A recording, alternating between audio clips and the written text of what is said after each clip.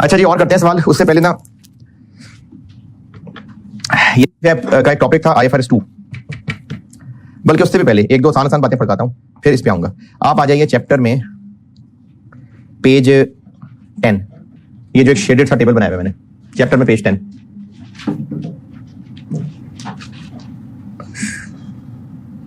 पे एक थोड़ा शेडेड सा डब्बा है, detail discussion on certain items. पता नहीं शेड उड़ा दिया यार, नहीं उड़ा दिया। अच्छा, मैंने शेडेड दिया हुआ वैसे।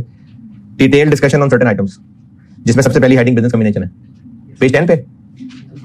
पेज 9 से शुरू हो रहा है। चले 9 के एंड पे आ जाए, जहां से शुरू हो रहा है। इसमें से कुछ चीजें मैंने कल बता दी हुई थी, बाकी चीजें अब बताता हूं। सबसे पहली हेडिंग क्या है?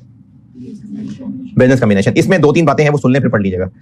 जब हम लोग कंसोलिडेशन में गुडविल की वर्किंग करते हैं और एक्विजिशन डेट पे एसेट्स लायबिलिटीज की, ये मैंने ना सवाल एक बिल्कुल जब वो SOFP SOCI की थी, तो एक मास्टर क्वेश्चन भी बोर्ड पे सॉल्व किया था, और फिर मैंने जून या दिसंबर 19 का सवाल कंसोलिडेशन वो भी बोर्ड पे सॉल्व किया था। तो टैक्स मैंने 2 सवालों में डिस्कस किया हुआ है। बेशक तब तक IS 12 नहीं पढ़ा हुआ था आपने, लेकिन मैंने डिस्कस किया हुआ है। तो एक तो हम ये काम करते हैं कि एक्विजिशन डेट पे जब गुडविल की वर्किंग में एसेट्स लायबिलिटीज की फेयर वैल्यू एडजस्टमेंट करते हैं, तो वो एस की बुक्स में अपनी वैल्यूज पे आ रहे थे। एस अपने हिसाब से जो जो भी अकाउंटिंग कर सकता था वो डेफर्ड टैक्स की भी कर चुका था, लेकिन ग्रुप पॉइंट ऑफ व्यू से हम एसेट्स और लायबिलिटीज में फेयर वैल्यू एडजस्टमेंट डाल रहे होते हैं। तो ग्रुप की एनक लगा के कैरिंग अमाउंट हम बदल देते हैं। कैरिंग अमाउंट बदल देते हैं तो टैक्स बेस भी बदल जाएगी, नहीं टैक्स बेस तो वही रहेगी। तो फिर वो जो हमारे कैरिंग अमाउंट बदलने से टैक्सेबल डिडक्टेबल डिफरेंस बदलेगा, तो हमें उसकी ग्रुप बैलेंस शीट में ट्रीटमेंट लेनी पड़ेगी। और वो ट्रीटमेंट ये लेनी पड़ेगी कि एक्विजिशन डेट पे खड़े होकर जो एडजस्टमेंट्स हैं, उसका रिजल्टिंग डेफर्ड टैक्स गुडविल की वर्किंग में ही डालना पड़ेगा, और जो उसके बाद मजीद एडजस्टमेंट्स हैं उसका डेफर्ड टैक्स एस की रिटेन अर्निंग के कॉलम में एडजस्ट करना पड़ेगा। ये उन दोनों सवालों में किया था, क्वेश्चन में भी किया था, और दिसंबर 19 या जून 19 मुझे याद नहीं है, दिसंबर 19 था शायद, उसमें भी किया था। गुडविल की वर्किंग में जो हम फेयर वैल्यू एडजस्टमेंट्स डालते हैं, उनके ऊपर भी डेफर्ड टैक्स की लाइन जो गुडविल की वर्किंग में ही लिखी जाएगी, नेट एसेट्स में आखिरी लाइन लिखी थी, और उसके बाद जो उन आइटम्स पे एडजस्टमेंट किए हैं, एक्स्ट्रा डेप्रिसिएशन वगैरह, उनके ऊपर मजीद टैक्स की एडजस्टमेंट ये रिटेन अर्निंग के कॉलम में होगी। बाकी आप जब वो 2 सवाल रिवाइज करेंगे तो आपको याद आ जाएगा।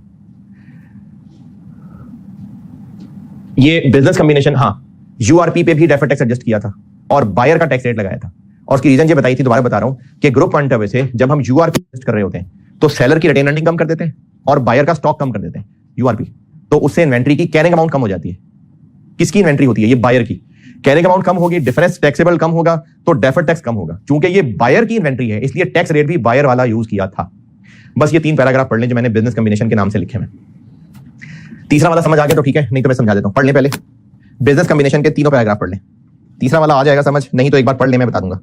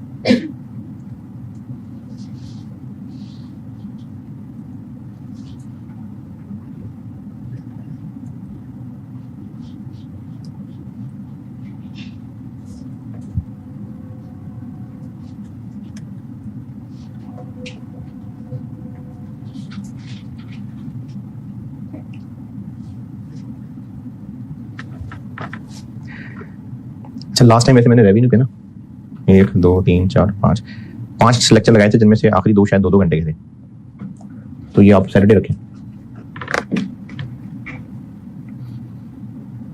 और मुझे याद पड़ता है आखिरी क्लास मैंने शायद कुछ 4 घंटे की पढ़ाई थी, मेरा हाल 12 बजे फारिग। रेहान अच्छा याद नहीं होना, नहीं याद ना, सुनी नहीं था मेरी बात, नहीं सुन रहे बात। पिछले साल आखिरी क्लास रात को 12 बजे तक गई थी, याद है कि नहीं? नहीं याद है। हाँ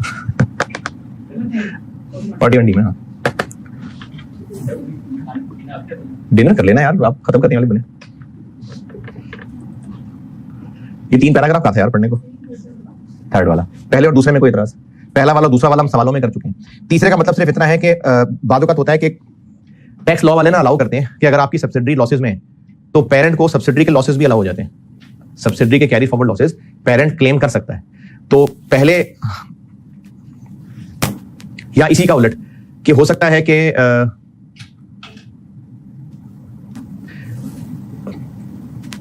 पेरेंट के लॉसेज सब्सिडी के प्रॉफिट क्या होता है वैसे?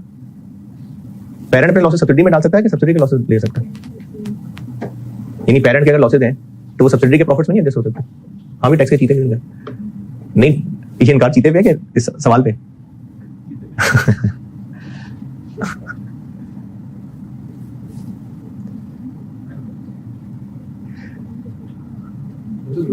क्योंकि ये जो तीसरे पैराग्राफ में अंग्रेजी लिखी है ना, इसका मतलब तो यही बन रहा है कि एक्वायरर के अपने कोई लॉस, मतलब पेरेंट के अपने लॉसेस थे और वो उस पर डेफर्ड टैक्स एसेट इसलिए नहीं बना रहा था क्योंकि उसको उम्मीद नहीं थी कि कल को प्रॉफिट्स होंगे। लेकिन अब उसने सब्सिडी को खरीदा है तो सब्सिडी के प्रॉफिट्स ही प्रॉफिट्स हैं, तो उसको ये उम्मीद लग रही है कि अपने वो रिकॉग्नाइज्ड अनरिकॉग्नाइज्ड अपने लॉसेस सब्सिडी के प्रॉफिट के अगेंस्ट एडजस्ट करवा सकता है। लाइन का मतलब तो ये है, हो सकता है नेचुरली कहीं होता हो।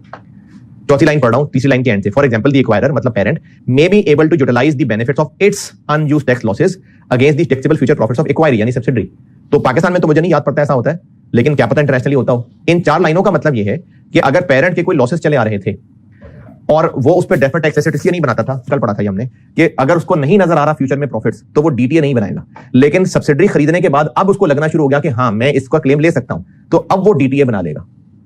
लेकिन अब जो डीटीए बनाएगा इसको वो गुडविल की वर्किंग में नहीं लेगा, इसको वो गुडविल की वर्किंग में ये उसको एक परचेज कंसिडरेशन के तौर पर नहीं लेगा। ये उसकी अपनी एक्सपेक्टेशन में अब चेंजेस हैं, इसको वो गुडविल की कैलकुलेशन में नहीं करेगा कंसिडर। सब्सिडरी के शेयर्स उन लोगों से खरीदते हुए इस बात के ज्यादा पैसे दे रहे होंगे वो लोग, पेरेंट सब्सिडरी के शेयर्स खरीद रही है, जो लोग पेरेंट को अपने शेयर्स बेच रहे हैं क्या वो इस बात के ज्यादा पैसे लेंगे कि अब आप हमारे प्रॉफिट्स के अगेंस्ट अपने लॉसेस एडजस्ट कर सकेंगे? नहीं। तो इसको गुडविल की कैलकुलेशन में नहीं ले लेना इस बात को। ये इस तीसरे पैराग्राफ में लिखा हुआ है।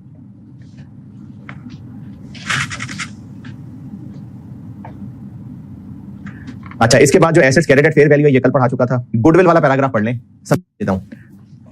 गुडविल इसी डिटेल डिस्कशन में तीसरी हेडिंग गुडविल है, समझा देता हूं। पहले पेरेंट ने सब्सिडरी को खरीदा, goodwill asset group balance sheet में आ गई, उसकी कोई अमॉर्टाइजेशन होती है?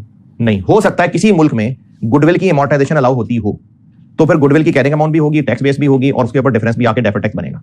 लेकिन जिन मुल्कों में गुडविल के ऊपर कोई डिडक्शन अलाउ नहीं होती, तो ग्रुप की बैलेंस शीट में जो गुडविल आ रही होगी वो एक्सेप्शन के अंदर फॉल कर जाएगी। ये भी मैंने कल बताया था। क्यों फॉल कर जाएगी एक्सेप्शन में? क्योंकि उसका कोई टैक्स इफेक्ट ही नहीं है, तो इसलिए मैंने कल एक्सेप्शन में कल गुडविल भी पढ़ाई थी। तो ये लिखा हुआ है इस पैराग्राफ के अंदर कि गुडविल के ऊपर कोई डेफर्ड टैक्स नहीं बनाना।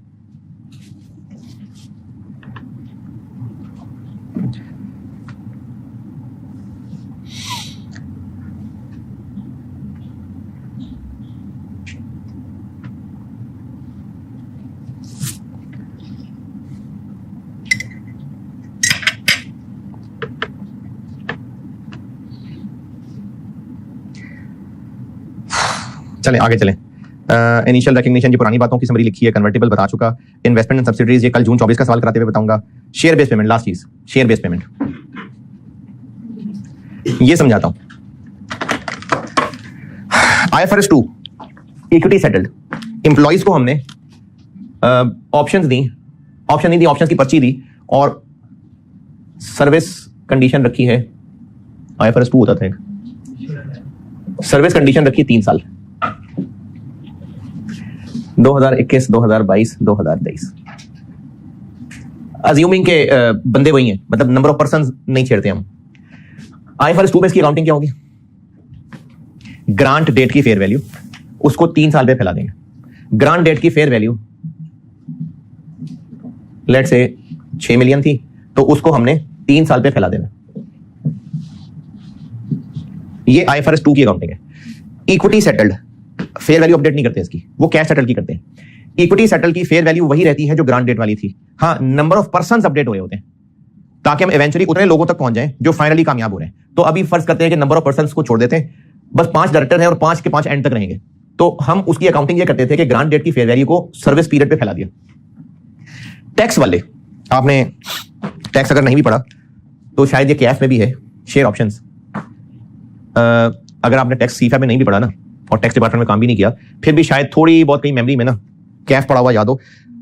सैलरी इनकम, यानी जब आप बचपन में टैक्स पढ़ के आए होंगे तो वो इंप्लॉई पॉइंट ऑफ व्यू से पढ़ते हैं। सैलरी इनकम, अगर उसको शेयर ऑप्शंस मिलती हैं तो उसकी टैक्स ट्रीटमेंट क्या होती है?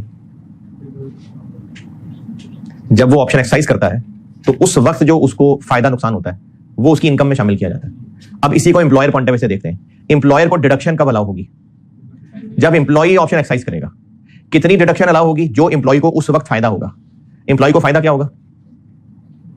ऑप्शन एक्सरसाइज कर, कुछ याद नहीं आया IFRS 2 का। शेयर ऑप्शन में क्या होता है? वो कुछ पैसे देके कंपनी को शेयर ले सकता है और उसको फायदा तभी होगा जब मार्केट में शेयर महंगा होगा। तो अगर मार्केट में वो शेयर 40 रुपए का है और उसको 15 रुपए के ऊपर ऑफर है तो उसको 25 रुपए का फायदा है। ये 25 रुपए बिजनेस को डिडक्शन अलाउ होगी। कब अलाउ होगी? तीसरे साल में, जब एक्सरसाइज करेगा। ये तो हम IFRS 2 की अकाउंटिंग कर रहे हैं कि हम उसको ओवर द पीरियड फैला रहे हैं। टैक्स डिडक्शंस की आखिर में होगी। मैं आता हूं उस पर। इसकी टैक्स ट्रीटमेंट किस अमाउंट की होगी? 6 मिलियन की टैक्स ट्रीटमेंट होगी क्या इसकी? चलिए ये पूछता हूं, शायद पहला सवाल ठीक नहीं किया मैंने। इसकी टैक्स ट्रीटमेंट क्या है? अरे शेयर ऑप्शंस की टैक्स ट्रीटमेंट क्या है? डिडक्शन अभी तो बताया इतना खड़ा हो गया, यहां पर डिडक्शन अलाउ होगी ना। किस अमाउंट की? अच्छा, कब, किस साल अलाउ होगी? आखिरी साल। कितनी अमाउंट की? जो एम्प्लॉय को फायदा होगा, जो आपको पता नहीं नाम याद हो कि नहीं, इंट्रिंसिक वैल्यू। इंट्रिंसिक वैल्यू होती है कि मार्केट में शेयर कितने का है माइनस एक्सरसाइज प्राइस कितनी। ये उस ऑप्शन होल्डर को फायदा होता है। मार्केट में शेयर कितने का है माइनस एक्सरसाइज प्राइस, इसको इंट्रिंसिक वैल्यू कहते हैं। तो हमें as an owner, employer, tax में इस ट्रांजैक्शन की डिडक्शन कब मिलेगी? पहली बात आखिरी साल। कितनी अमाउंट की मिलेगी? जो तब इंट्रिंसिक वैल्यू होगी।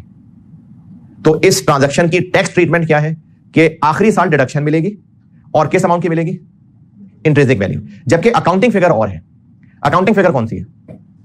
ग्रांट डेट की फेयर वैल्यू। और कब कब एक्सपेंस बन रहा है? Over the period. ये अकाउंटिंग फिगर है और इस पे टैक्स डिडक्शन कब मिलेगी? आखिरी साल। और किस फिगर से? इंट्रिंसिक वैल्यू से।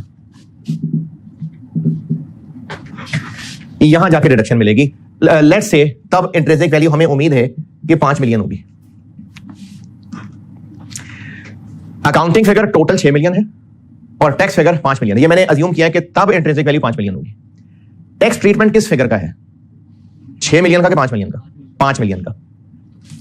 और अगर तब उम्मीद है कि इंट्रिंसिक वैल्यू 8 मिलियन होगी तो टैक्स ट्रीटमेंट किस फिगर का होगा? 8 मिलियन का। ये थोड़ी सी गहरी बात है, घड़ी देखेंगे तो परेशान होंगे। एक सवाल मैं कराना चाह रहा हूं, अगर आप इजाजत दें तो। ये पॉइंट बहुत गहरा है लेकिन लॉजिकल है, अगर समझ आ गया तो। जाग रहे ना? हमने अकाउंटिंग करनी है IFRS 2 के मुताबिक ग्रांट डेट फेयर वैल्यू की, और कितने अरसे पे? ओवर जो भी वेस्टिंग पीरियड बनता है। लेकिन टैक्स डिडक्शन मिलेगी हमें फाइनली जब ऑप्शन एक्सरसाइज होगी या शेयर इशू होंगे, और जो एम्प्लॉय को फायदा होगा वो हमें डिडक्शन अलाउ होगी। मैंने पहले कहा कि 5 मिलियन और फिर कहा 8, लेकिन पॉइंट मेरा ये है, टैक्स ट्रीटमेंट क्या है? इसके ऊपर टैक्स डिडक्शन किस अमाउंट की मिलनी है? इसकी नहीं, इसकी। कितनी अमाउंट की मिलनी है और कब मिलनी है? 2 सवाल मैं बार बार बता रहा हूं। कब मिलनी है? एंड पे। और कितनी? जो इंट्रिंसिक वैल्यू, जो एम्प्लॉय को फायदा होगा। लेकिन हम इसमें किस अमाउंट के एक्सपेंस बना रहे हैं? Grant date fair value. और कब बना रहे हैं? Over the period. अब यहां 2 मसले राइज हो रहे हैं। एक तो टाइमिंग का फर्क है। हम एक्सपेंस बना रहे हैं ओवर 3 इयर्स, जबकि टैक्स वाले अलाउ कब कर रहे हैं? तो इसका मतलब लॉजिकली डेफर्ड टैक्स तो राइज होगा। क्यों राइज होगा? क्योंकि टाइमिंग का फर्क है। दूसरा मसला यह आएगा कि अमाउंट का भी फर्क आ रहा है। हम ओवर द पीरियड 6 मिलियन मान रहे हैं, वो ओवर द पीरियड हो सकता है 5, हो सकता है 8 अलाउ कर रहे हैं। पहली बात, टाइमिंग का फर्क है तो डेफर्ड टैक्स राइज होगा। अब जब डेफर्ड टैक्स राइज होगा तो हमें फिर इस पे IAS 12 वाला तरीका लगाने के लिए या तो इसको एसेट्स की लिस्ट में पकड़ना पड़ेगा या लायबिलिटीज की लिस्ट में। IAS 12 में कैरिंग अमाउंट टैक्स बेस किसकी कैलकुलेट होती है? एसेट्स और लायबिलिटीज की ना, इक्विटी की तो नहीं होती है ना। ये तो हमारी बुक्स में इक्विटी आ रहा होता है, तो हमें इसको जबरदस्ती एसेट या लायबिलिटी में लाना पड़ेगा। चूंकि हम इसको एक्सपेंस बना रहे हैं तो ये वो एहतरामन एसेट वाले में फॉल करेगा।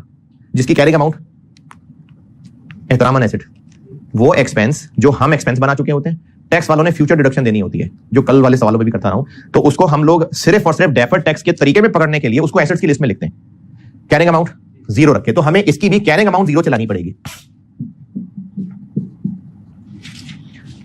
0 0 कैरिंग अमाउंट इसकी तीनों साल में 0 चलानी पड़ेगी।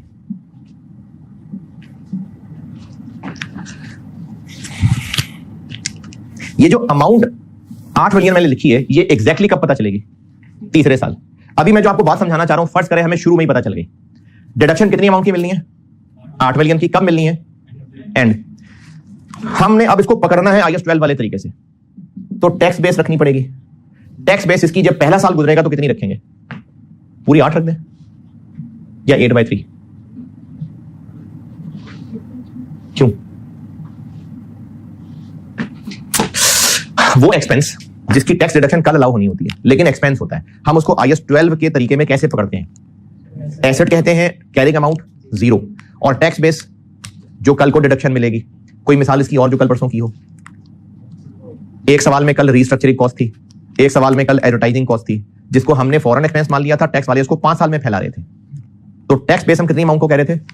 जो कल को डिडक्शन मिलेगी। अच्छा, जो कल को डिडक्शन मिलेगी, ये हम ये कह रहे थे कि जो इस साल एडवर्टाइजिंग कर चुके उसके अगेंस्ट कल क्या डिडक्शन मिलेगी, या जो हमारा अगले साल एडवर्टाइजिंग पे खर्चा करने का इरादा है, जो अगले साल रिसर्चिंग पे खर्चा करने का इरादा है, जो अगले साल रिसर्च पे खर्चा करने का इरादा है, उसकी क्या डिडक्शन मिलेगी? जो कर चुके। तो हम लोग जो एम्प्लॉय से सर्विस ले चुके उसके अगेंस्ट कल क्या डिडक्शन मिलेगी? तो हम अभी 2021 में खड़े हैं, हम एम्प्लॉय से 3 साल की सर्विस ले चुके, फिर 1 साल की, तो हम इसकी टैक्स बेस रखेंगे 8/3।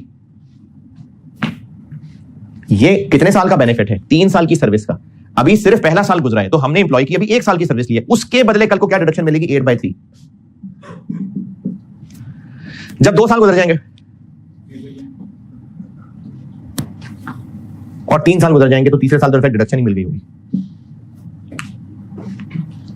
यहां तक बात समझ आ रही है कि नहीं? हाँ जी। एक तो कैरिंग अमाउंट और टैक्स बेस की अमाउंट आ गई। दूसरा, इसकी टैक्स ट्रीटमेंट असल में चाहे उसको करंट या चाहे डेफर्ड। देखें, जब तक करंट दोस्त आगे बैठ नहीं जाता तक हम लोग सीट किससे कवर करते हैं? डेफर्ड से। जब वाकई दोस्त आ जाएगा करंट के नाम से, तो उस साल फिर हम डेफर्ड उठा लेंगे, चाहे करंट चाहे डेफर्ड। टैक्स ट्रीटमेंट किस अमाउंट की होगी? 8 मिलियन की या 6 मिलियन की? 8 मिलियन की। 6 मिलियन की नहीं होगी, 8 मिलियन की होगी। इसलिए इन सालों में उसको हम करंट टैक्स डेफर्ड टैक्स के नाम से पकड़ रहे होंगे, और तीसरे साल में आके फिर वो करंट टैक्स के नाम से कन्वर्ट हो जाएगा। लेकिन कौन सी अमाउंट? 8 मिलियन। ये जो डेफर्ड इससे निकलेगा, इससे जो डेफर्ड निकलेगा, और आखिरी साल में जो करंट आएगा, ये सारी अमाउंट्स कैलकुलेट किस पे हो रही होंगी? 8 मिलियन के हिसाब से कि 6 मिलियन के हिसाब से? 8 मिलियन के हिसाब से। लेकिन हम साथ साथ एक नजर इस काली फिगर पे भी रखेंगे। अगर ये हमारी फिगर्स अकाउंटिंग फिगर्स के अंदर अंदर है, तो वो deferred tax, current tax, P&L में ही जाएगा। लेकिन अगर ये अकाउंटिंग फिगर से ऊपर निकल गया, जो कि इस मिसाल में निकल गया, ये अकाउंटिंग फिगर से ऊपर निकल गया ना, 8/3 कितना बनता है? 2.67। तो जो 0.67 है वो तो इससे ऊपर निकल गया, तो जो उसका टैक्स है वो इक्विटी में जाएगा। यानी हमने टैक्स कैलकुलेशन इसी नीली फिगर पे करनी है, चाहे वो डेफर्ड हो, चाहे पता नहीं यार समझ भी आ रहा है कि नहीं आ रहा? समझ आ रहा है? हमने टैक्स की फिगर कैलकुलेट नीली पे करनी है, क्योंकि टैक्स ट्रीटमेंट इस अमाउंट की है, लेकिन हमने इसको एक लिमिट के तौर पे देखना है। जो टैक्स की अमाउंट हम कैलकुलेट कर रहे होंगे, जो कि किस अमाउंट पे कैलकुलेट कर रहे होंगे? 8 पे। अगर ये अकाउंटिंग फिगर के अंदर अंदर रही, तो फिर तो वो deferred tax, current tax, P&L में आएगा। लेकिन अगर वो अकाउंटिंग फिगर से ऊपर निकल गई, तो वो जो ऊपर वाला पोर्शन है वो इक्विटी में चला जाएगा। जैसे इस मिसाल में चला जाएगा, और अगर मैं यहां 5 रख दूं तो फिर इक्विटी की नौबत नहीं आएगी। अगर ये इस काली फिगर से ऊपर निकल गया, तो जो ऊपर वाली टैक्स बचत है वो चली जाएगी इक्विटी में, लेकिन अगर वो इस लिमिट के अंदर अंदर रहा, तो फिर वो current tax, deferred tax, expense, P&L में रहेगा। अगर ये इससे ऊपर निकल गया या इससे नीचे नीचे रहा, नीचे रहा तो खैर है, नहीं ऊपर निकल गया तो खैर है, अगर नीचे रहा तो हमें एक रिकंसिलिएशन में भी लाइन आइटम डालनी पड़ेगी। वो सवाल सॉल्व करके सिखाता हूं, अभी ज्यादा ओवर हो जाएगा वो। आप अब ऐसा करें कि ये जो शेयर बेस्ड पेमेंट ट्रांजैक्शन है ना, ये सारी अंग्रेजी पढ़ लें। अगर टूटी फूटी भी समझ आ रही है ना तो खैर है, गुजारा। जब ये सवाल की शक्ल में होगी तो फिर बात समझ आएगी।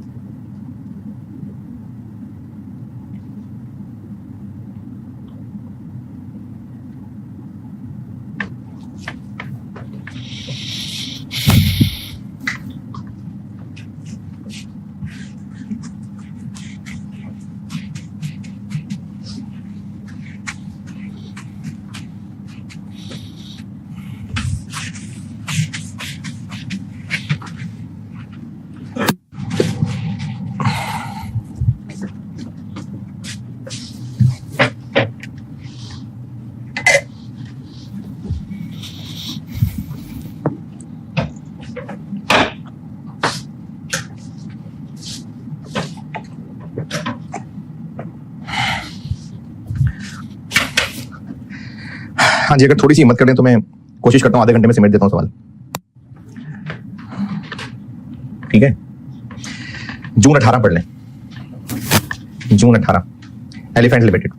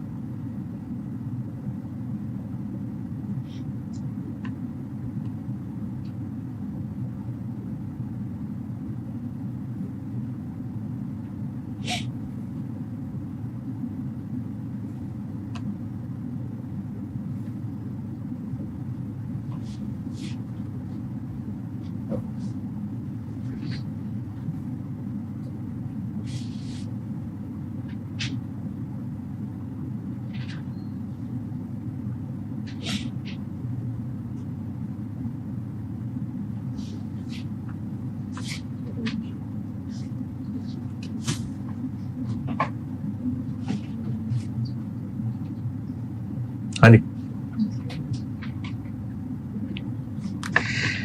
टैक्सेशन का नोट और डेफर्ड टैक्स लायबिलिटी का नोट एक पेज लग जाएगा, चलो 1.5 पेज लग जाएगा।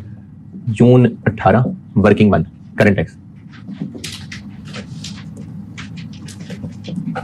जी जनाब, पीबीटी 103। चलें जी, point number 1। Point number 2, expenses में 12 मिलियन की डोनेशन शामिल हैं जो हराम एक्सपेंस है, टैक्स वालों ने अलाउ नहीं करना। 12। फिर कुछ एक्सपेंसेस हैं, एक्रूअल्स का मतलब है अभी पे नहीं हुए, जो टैक्स वाले कैश बेसिस पे अलाउ करेंगे। तो एक्रूअल्स का मतलब है हमने एक्सपेंस माना हुआ है, टैक्स वाले इसको कैश बेसिस पे अलाउ करेंगे। एक्रूअल का मतलब है हमने एक्सपेंस माना हुआ है और अभी पे नहीं हुआ, टैक्स वाले पेमेंट बेसिस पे अलाउ करेंगे। तो ऐड बैक कर लें 30।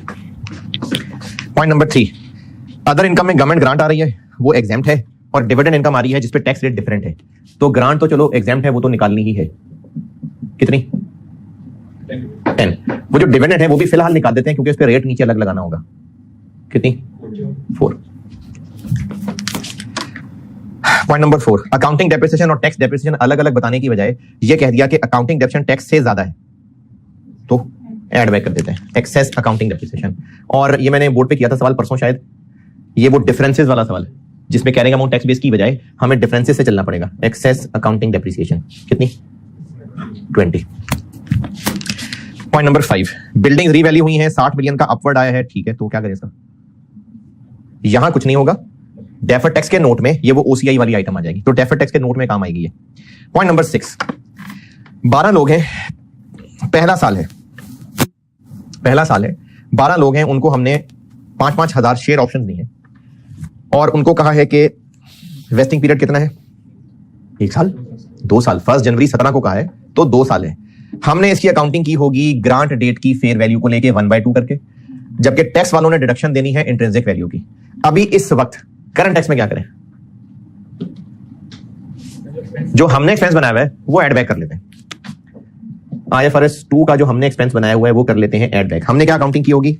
10 लोग हैं, ये 12 लोग हैं, तो 12 लिखो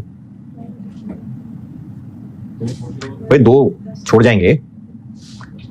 जाएंगे तो 10 लोग रह जाएंगे। 10, 5000 ग्रांट डेट की फेयर वैल्यू 180, वेस्टिंग पीरियड 2, तो 1/2। तो जो अकाउंटिंग एक्सपेंस हमने बनाया है वो रिवर्स कर देते हैं।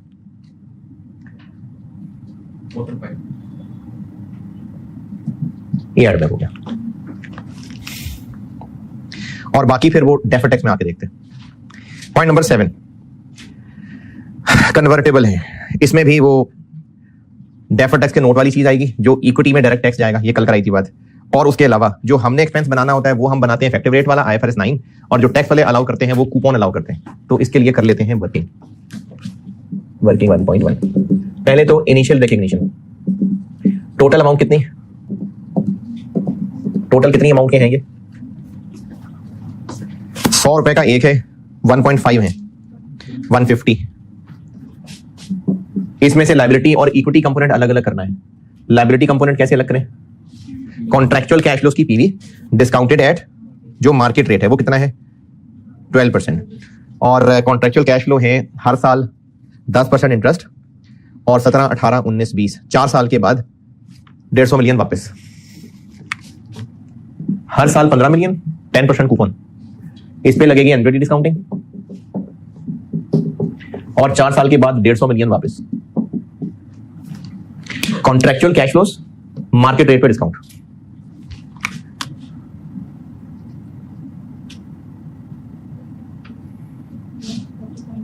$140.88। तो इक्विटी कंपोनेंट आ गया 9.12। ये हो गया इनिशियल टुकड़ा। फिर उसके बाद लायबिलिटी की सब्सिक्वेंट मेजरमेंट ये चलेगी कि 1 जनवरी 17 को इनिशियली लायबिलिटी रिकॉर्ड हुई 140.88, 31 दिसंबर 17 इफेक्टिव इंटरेस्ट रेट लगा। ये वही मोटा वाला टेबल है जो मैं ऐसे बना रहा हूं। इंटरेस्ट लगा इफेक्टिव वाला, जो कि कितना है, ये जब आप कभी जिंदगी में I-32 रिवाइज करेंगे तो ये आ जाएगा याद। कितना बना? 16.90, और कूपन हो गया -15।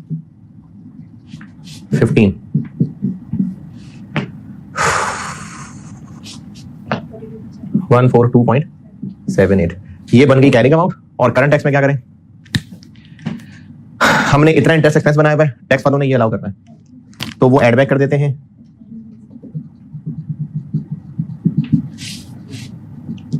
और कूपन लेस कर देते हैं।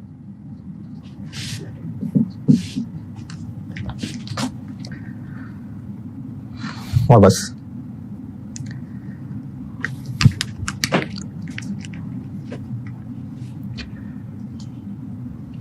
करंट टैक्स निकालते हुए सवाल में बहुत ध्यान करना है इस बात का कि कहीं कोई लॉस तो नहीं है। ब्रॉड फॉरवर्ड तो है, कहीं है। पॉइंट नंबर 8, आपको ओपनिंग बैलेंसेस दिए हैं डेफर्ड टैक्स के, और उसमें लॉसेस भी आ रहे हैं। इसका मतलब पिछले साल कैरिड फॉरवर्ड लॉसेस थे, तो वो इस साल ब्रॉड फॉरवर्ड बन गए। कितने? ना 85 लॉसेस। तो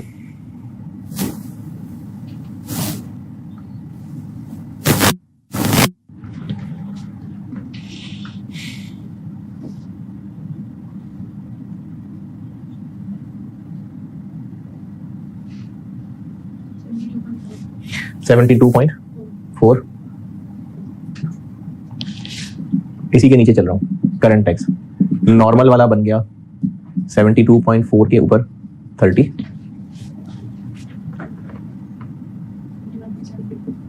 और डिविडेंड के ऊपर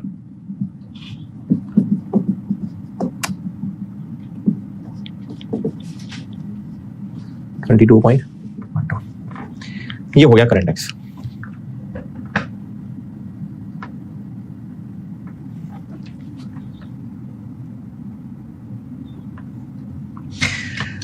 डेफर्ड टैक्स सिर्फ 2017 का कैलकुलेट करना है या 16 का भी करना पड़ेगा? अगर जाग रहे हैं, सिर्फ 17 का कैलकुलेट करना है या 16 का भी करना पड़ेगा? 17 का, 16 का दिया हुआ है पॉइंट नंबर 8 में। पॉइंट 8 में दिया हुआ है ना, मजीद क्या निकालना है इसमें से? तो पिछले साल वाला आपको दिया हुआ है, और सिर्फ 2 ही आइटम्स थी, एक पीपी था और एक कैरिड फॉरवर्ड लॉस था। तो हमने 17 का डेफर्ड टैक्स निकालना है।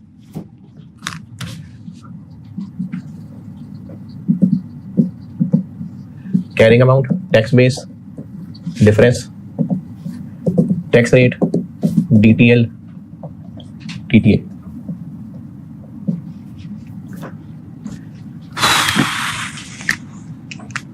जाग रहे हैं ना? चलें जी, पॉइंट 1 से शुरू करें गिनना। कौन कौन से एसेट्स हैं? एसेट्स पॉइंट तरतीब से चलते हैं पहले। Point 1, point 2, point 3, point 4। Point 4 से पता चल रहा है कि पीपीई है, तो पीपीई।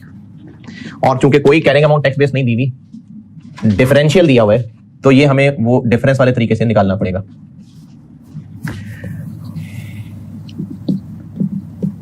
पीपीई पे ओपनिंग डिफरेंस कितना था? Point number 8। इस साल में और मजीद क्या हुआ? बस सिर्फ डेप्रिसिएशन है। ये वो डिफरेंस वाला तरीका मैंने सिखाया था परसों। डेप्रिसिएशन अकाउंटिंग की ज्यादा है कि टैक्स की ज्यादा है?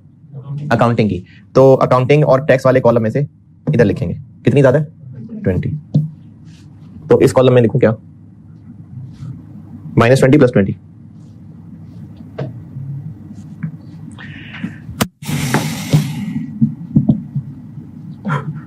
डिफरेंस है 95। डेप्रिसिएशन अकाउंटिंग की ज्यादा है तो यहां लिखें, टैक्स की ज्यादा है तो यहां लिखें। अकाउंटिंग की ज्यादा है। अगर कोई डिस्पोजल होता, अकाउंटिंग की फिगर ज्यादा है तो यहां लिखें, टैक्स की फिगर ज्यादा है तो यहां लिखें। कोई एडिशन होता तो ओपनिंग से क्लोजिंग तक पहुंचते। और डिफरेंस की फिगर कैसे निकालनी है? This minus this. तो यहां क्या लिखूं डेप्रिसिएशन के सामने? This minus this, -20। तो क्लोजिंग डिफरेंस आ गया 75।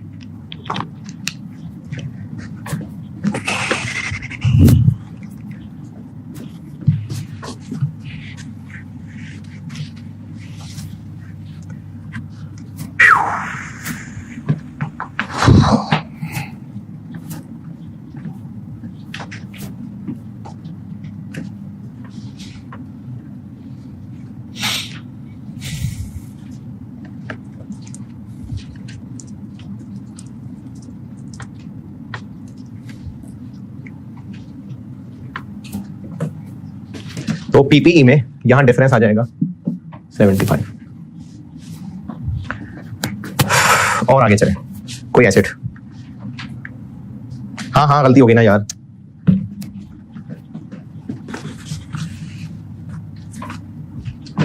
और कुछ नहीं है पीपी में। रिवैल्यूएशन भी है ना? कितनी? 60।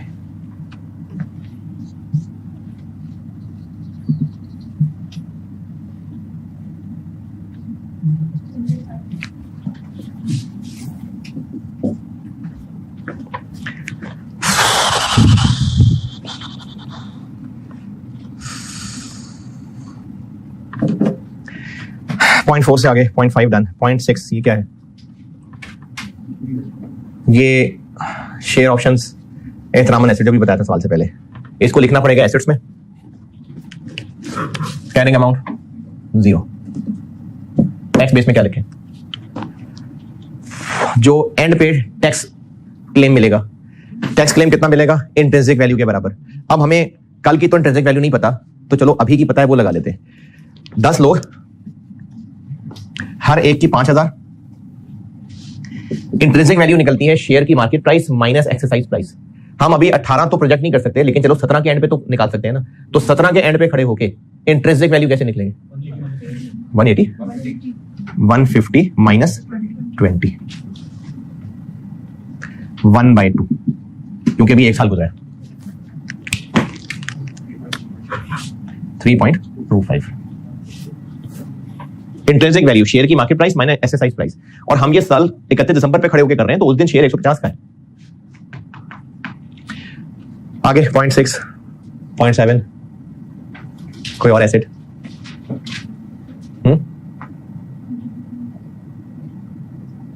नहीं। चलें लायबिलिटीज पे आ जाए फिर से ऊपर। Point 1, point 2 accrued expenses. Carrying amount 30। Tax वालों ने कैश बेसिस पे अलाउ करना है, टैक्स बेस 0। और आगे चले point 3, point 4, point 5, point 6, point 7 TFC. Carrying amount ये हम निकाल चुके 142.78। टैक्स बेस, टैक्स वालों की नजर में टीएफसी कितने के हैं? 150।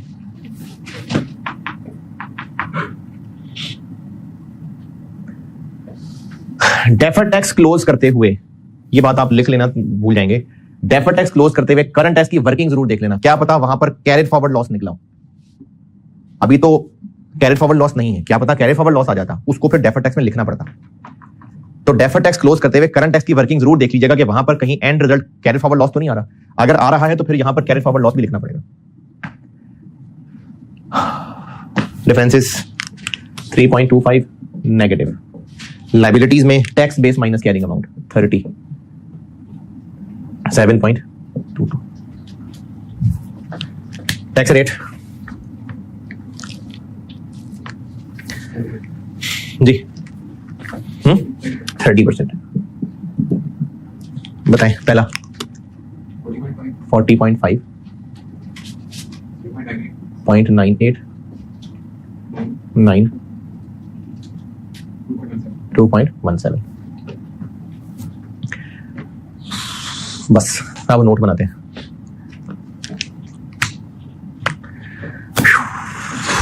ये हो गई वर्किंग्स, अब नोट बनाता हूं।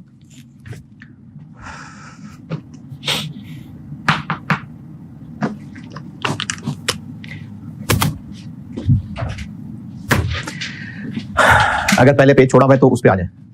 नोट नंबर देना है तो दे दे, नहीं तो कोई मसला नहीं होता। Deferred tax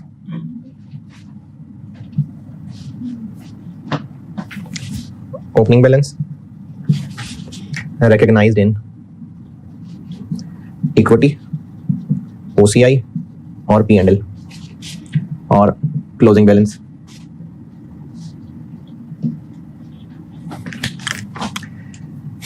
Deferred tax comprises of DTL और DT।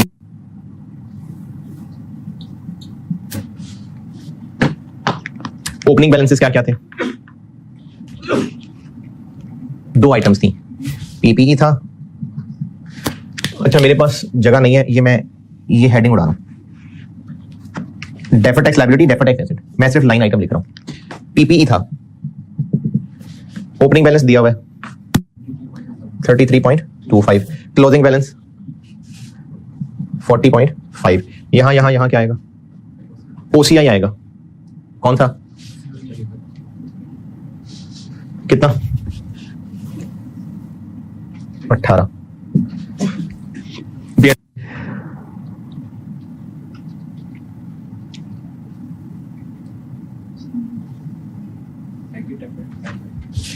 $10.75।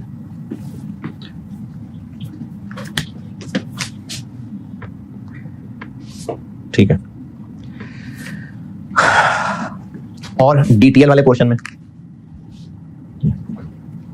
ये क्या चीज है? टीएफसी।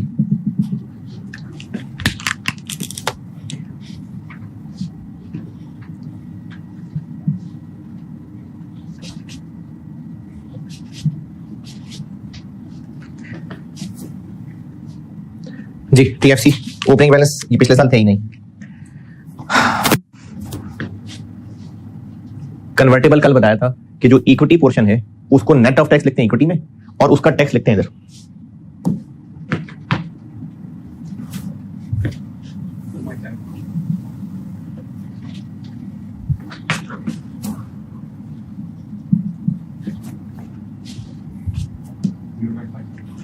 पॉइंट पॉजिटिव ये दो चीजें थी। ये डीटीएल वाला टुकड़ा आ गया। अब उसके बाद डीटीए।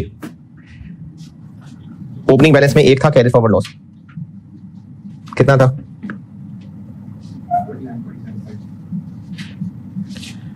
और अब इसका क्लोजिंग कोई नहीं है तो 29.75।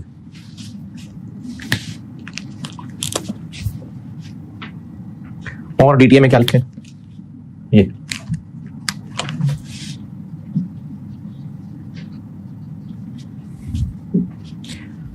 0.98। ये सारा पीएनएल में जाएगा या इक्विटी में जाएगा? चेक करना पड़ेगा। ये अकाउंटिंग फिगर के अंदर अंदर है कि इससे ऊपर निकल गया? अकाउंटिंग फिगर के अंदर है क्योंकि टैक्स फिगर 3.25 है और अकाउंटिंग फिगर 4.5। तो अकाउंटिंग फिगर के अंदर, इसलिए ये इधर पीएनएल में होगा। अगर अकाउंटिंग फिगर से ऊपर निकल जाता तो जितना ऊपर निकलता वो यहां लिखते। और लास्ट आइटम ये एक्रूवल्स।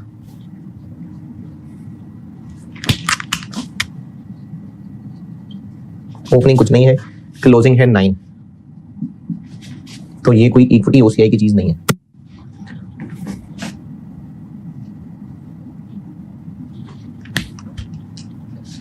ये हो गया डेफर्ड टैक्स का नोट, और इनके टोटल्स कर लें नीचे।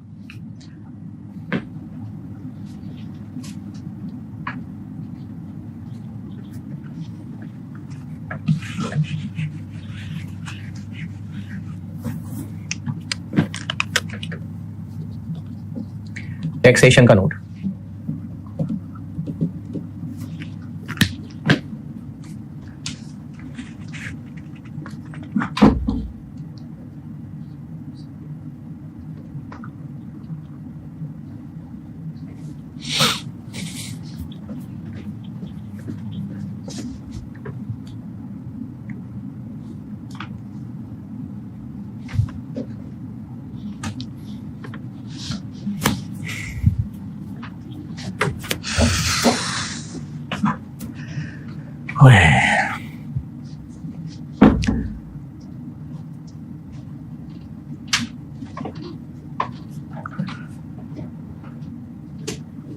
या ये सवाल मैं ही सॉल्व करेगा या कुछ समझ भी आया है?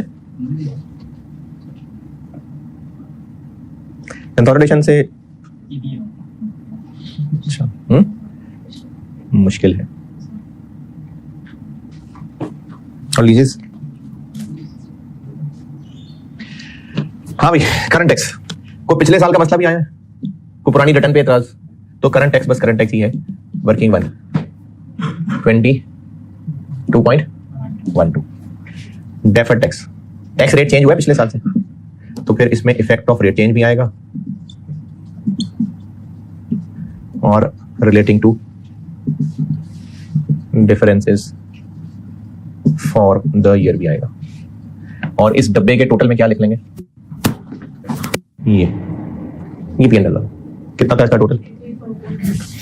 8 positive negative positive. Effect of rate change में क्या लिखूं? पिछले साल टैक्स रेट क्या था? 35% था। पिछले साल का एक डिफरेंस था 95 और एक चीज थी 85। पिछले साल इस पे 35 लगा था, अब इस साल क्या हो गया? 30, तो 5% रेट में कमी आ गई। कितना? 0.5। पॉजिटिव लिखूं नेगेटिव लिखूं? क्योंकि टैक्सेबल डिफरेंस नेट बन रहा था और रेट कम हो रहा है, इसलिए नेगेटिव। और ये कर लें बैलेंसिंग 7 नहीं 8.95।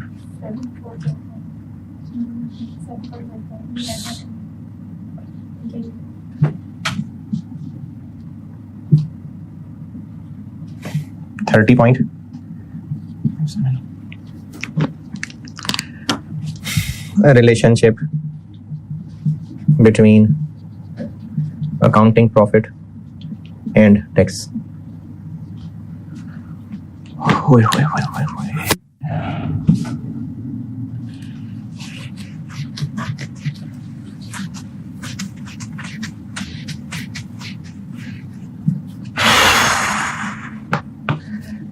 बस खत्म हो रहा है।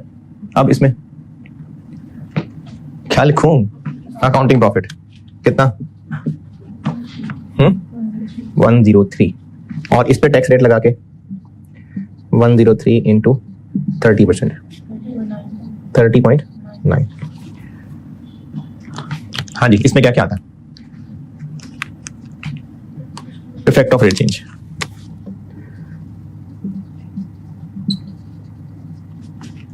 .5। और क्या आता है? कोई हराम एक्सपेंस और कोई माफ इनकम। तो हराम एक्सपेंस डोनेशन आ गया, कितनी थी? 12, 3.6। कोई माफ इनकम ग्रांट कितनी थी? 10।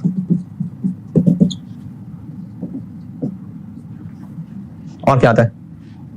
हराम एक्सपेंस, माफ इनकम, पिछले साल का मसला, अगर कोई डिफरेंट टैक्स रेट है तो किसका है? डिविडेंड का।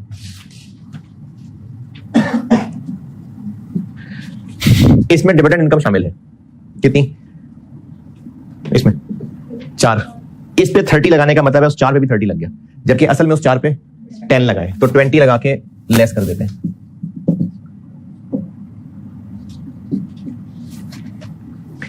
और क्या आता है इसमें?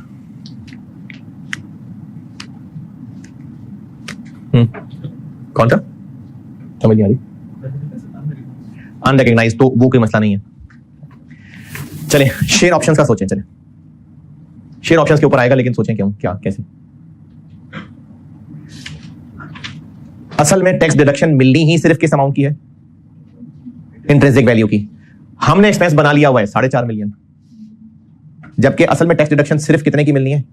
3.25 था शायद, 3.25। तो हम जो ऊपर एक्सपेंस बना चुके हैं उसका तो टैक्स इफेक्ट ही कोई नहीं है, तो इसके अंदर क्या चार्ज हुआ है? 4.5, जबकि टैक्स इफेक्ट है ही सिर्फ 3.25 का। तो वो जो ऊपर वाला पोर्शन है उसका तो टैक्स इफेक्ट ही नहीं है, तो वो हराम एक्सपेंस टाइप चीज बन गई।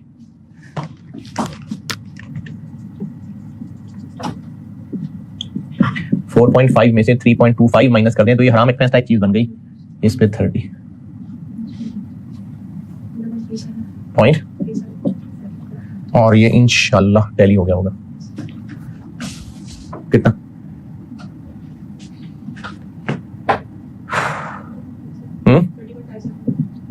ले जी, पौना घंटा इसमें भी लग गया। चलें कल इसकी और प्रैक्टिस कराता हूँ। ठीक है, अल्लाह हाफिज।